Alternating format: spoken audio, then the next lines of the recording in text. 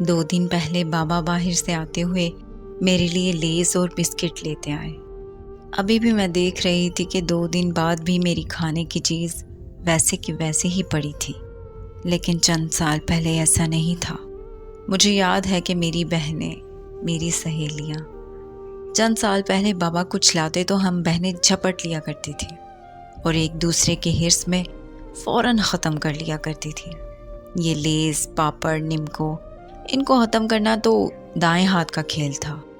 ہم جب بھی یہاں آبائی گھر میں رہنے آتے تو کبھی کوئی چچی بریانی بھجواتی، ہم بہنیں ایک پلیٹ میں 3 حصے کر لیا کرتی۔ ان حصوں میں چاول ناپ تول کر رکھے جاتے تھے۔ ایک بہن چائے بنا رہی ہوتی تو باقی بہنیں سر پر پہنچ جاتی تھی۔ آدھا کپ میرا بھی، آدھا کپ میرا۔ اگر چائے نہیں دی جاتی تو ہم ایک دوسرے سے ناراض ہو جایا کرتی تھی۔ نہیں دی نا، اب میں بھی جب بناؤں گی تو میں بھی ایسا ہی کروں گی، تم لین دین کے لائق ہی نہیں ہو۔ اس لیے ہر ایک کی کوشش ہوتی تھی کہ چائے چوری ہی بنائی جائے، لیکن ایسا ہو نہیں پاتا تھا۔ مشی آپی چاولوں کی دیوانی تھی۔ ان کو آدھی رات کو دل کرتا تھا اور پھر بس اماں ابا سو رہے ہوتے تو ہم باورچی خانے میں نے چاول بھگونے، آقا آپی نے پیاز وغیرہ کاٹنے اور مشی آپی نے پکانے، اور پھر مزے سے مل کر کھاتے تھے اور دیر تک باتیں کرتے تھے۔ ہم بہنیں بہت لڑتی، لیکن کہیں بھی ہم جاتے تو ہمیں کسی کی ضرورت نہیں پڑتی تھی۔ ہمارا اپنا ہی گروپ بن جاتا تھا۔ کبھی اپنے اپنے بستروں میں دب کر باتیں کرتے تو آدھی رات ہو جاتی تھی۔ کبھی لڑتے تو ایسا لگتا کہ اب کبھی بات ہی نہیں کریں گے، اور جب بات کرتے تو ایسا لگتا کبھی لڑے ہی نہیں ہیں۔ کبھی 2 ایک بن جاتے اور تیسری کو رلا دیتے، کبھی جانی دشمن بن جاتے تو کبھی بہترین دوست۔ ایک مارکیٹ جاتی تو اپنے لیے بھلے کچھ نہ لاتی، دوسرے کے لیے ایئر رنگ، چین، رنگ، کچھ نہ کچھ ضرور لاتی۔ ہم قد میں قریب برابر تھے تو ایک دوسرے کے کپڑے اپنے فنکشنز پر پہن جاتے۔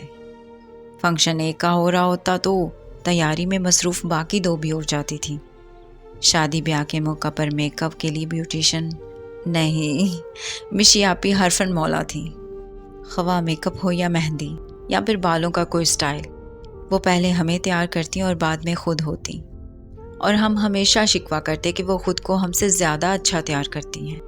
میں سب سے چھوٹی تھی تو ایک مارجن ملا ہوا تھا کہ چھوٹی ہے، اس سے کام نہیں کروانے، اس لیے کہیں جانا ہوتا تو میرے کپڑے تک میری بہنیں بیگ میں پیک کیا کرتی تھی۔ باورچی خانے کا تو میں نے کبھی منہ ہی نہیں دیکھا تھا ان کے ہوتے ہوئے۔ مہمان کی مہمان نوازی بھی میری بہنوں کی ہی ذمہ داری تھی۔